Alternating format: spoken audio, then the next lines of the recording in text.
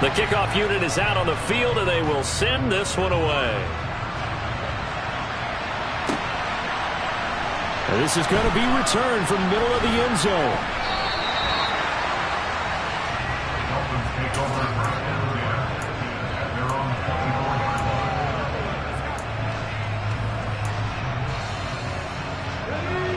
The Dolphins at the line, ready for their next drive.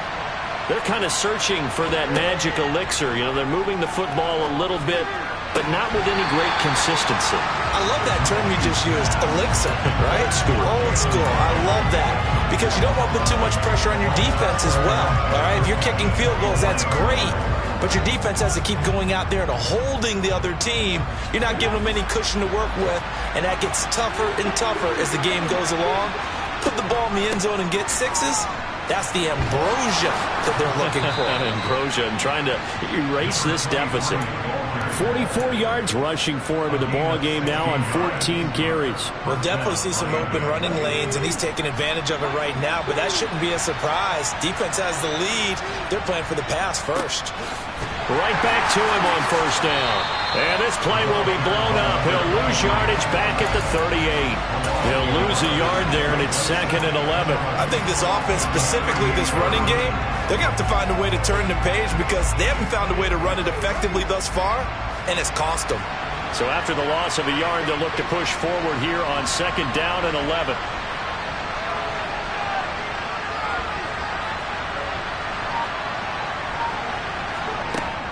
Operating from the gun, McKee.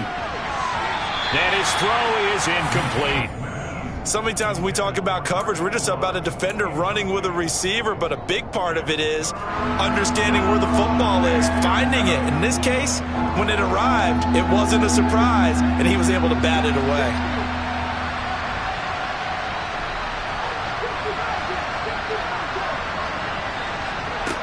To throw on 3rd down, McKee. And the throw there going to be incomplete. Has to be a little bit of frustration there. Back-to-back incompletions. Receivers blanketed on both attempts, this time on 3rd down.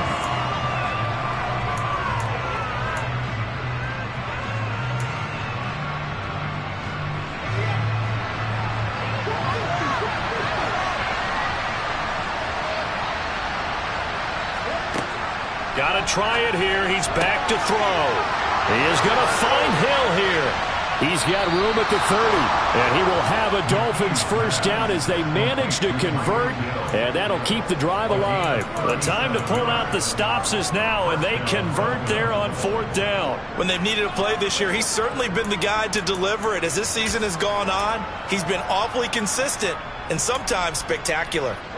So after the big play on 4th, here's 1st and 10.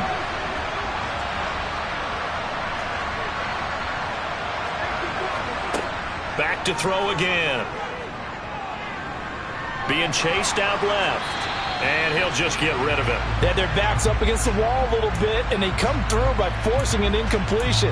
Now they've got to continue to ratchet up the intensity a couple of more times and get off the field before giving up any more yardage.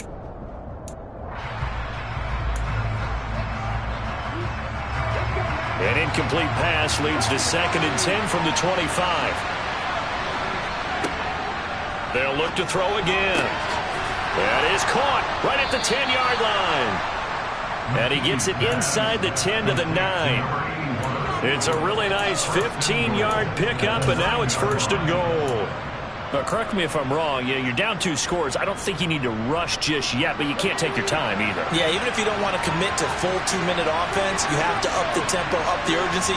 Maybe you're starting to call 2 plays in a huddle each time you snap the ball.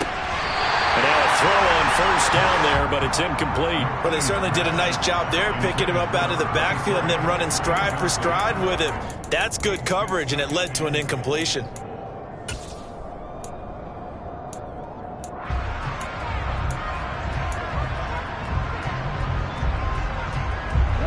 3 red zone trips have yielded just 2 field goals for them to this point, so they'll be searching for something more on 2nd and goal here. From the gun, they'll try to run it. A very valuable 9-yard pickup, and now they're set up a little better here for 3rd and goal.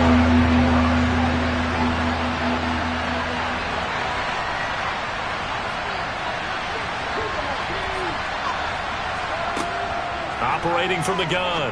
McKee. He's got it. Touchdown, Dolphins. A great play there. There to make the grab. And the Dolphins have made it a one-score game again here in the fourth. No problem there on the extra point. And now things get a bit more interesting here in this fourth quarter.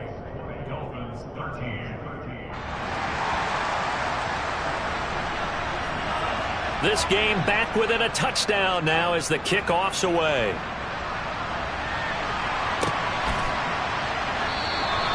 And he'll just take a seat, and the drive will begin at the 25-yard line.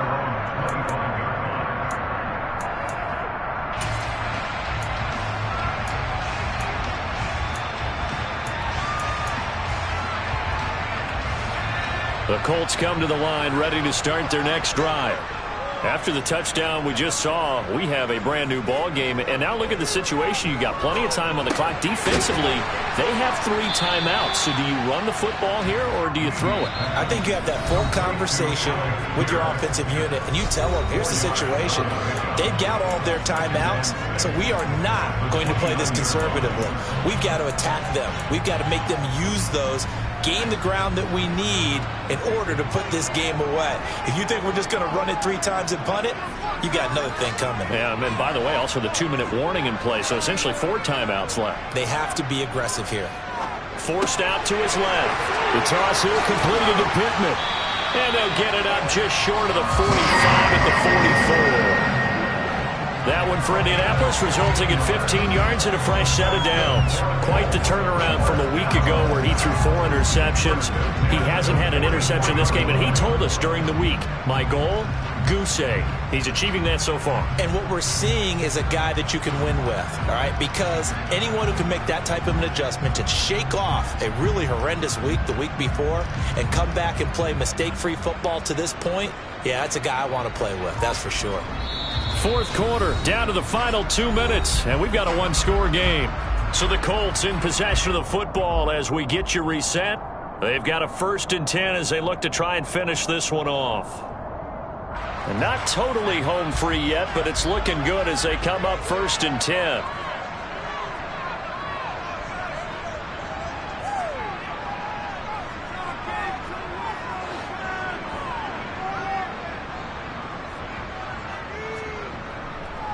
Running left, Taylor.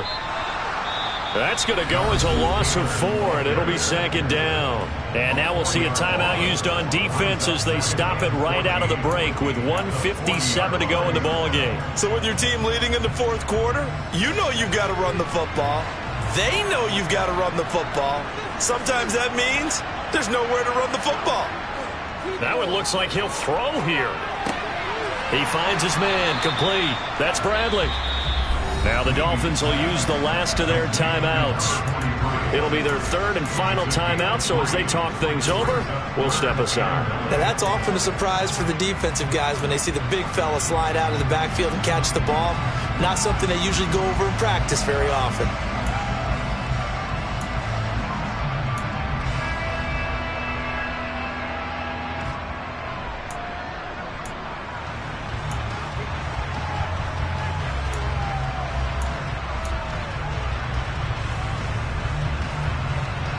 Right where this set of downs started, they need a full 10 here to pick up the 1st down and move the chains. On 3rd down, Levy. And that will be incomplete. Sometimes the game is pretty simple. Put a few extra defensive backs on the field, give them nowhere to throw the football, force the incompletion, and get off the field on 3rd down. The Colts send out their punter as he'll kick it away for the 2nd time.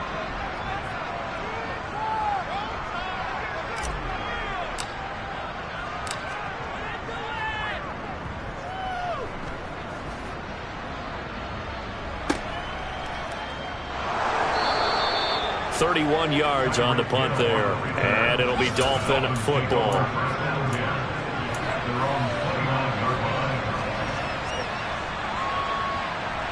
The Dolphins at the line ready for their next drive.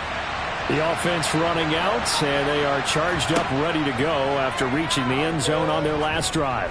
And normally I'd warn against getting complacent just because they scored the last time out.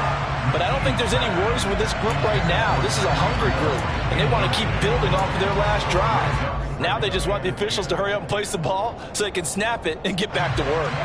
An incomplete pass on first down. That leads to a 2nd and 10. He'll look to throw. He's going to let it fly. That's caught at the 25. And they're going to move it down inside the 25. Charles, just a gigantic play right there. Absolute breakdown defensively, but take no credit away. A huge gain, and that turns things around.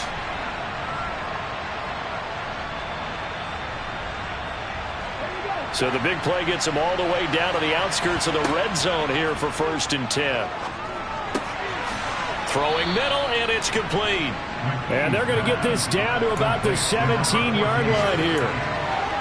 It drives some people crazy to see those short throws underneath. They've got to find a way to gash the defense downfield. That's out to Hill, right side complete. And he's going to be taken down right at the 10-yard line. 7 yards there and a 1st down. Right there, he rose to the occasion late in a close game. It's something he thought about, dreamed about, and worked on throughout his career.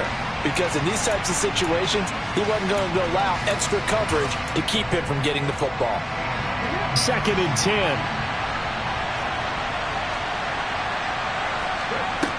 Back to throw. Oh, that's going to be a costly one. It's intercepted. Picked off by Julian Blackmon. And the Colts have just about sewn up this football game. So a costly INT in the end zone, no less, puts the brakes on their potential scoring drive. So many teams stick with the passing game down near the goal line because they see it as an extension of what they do between the 20s. But as we said many, many times, the further you drive, the more the field shrinks. And that was a nice job of making a play on the football and coming away with the interception. So this one winds up an Indianapolis victory. And we talked so much about the turnover battle determining who wins and who loses. This game, no exception. They didn't turn the ball over at all, and they go on to victory. They look like a smooth operation in this one, didn't they? Because you look at every facet of the game, they handled their business. Offense took care of the football, converted it into points. Defense took the ball away, gave it back to the offense. Special teams right there with them. That's the type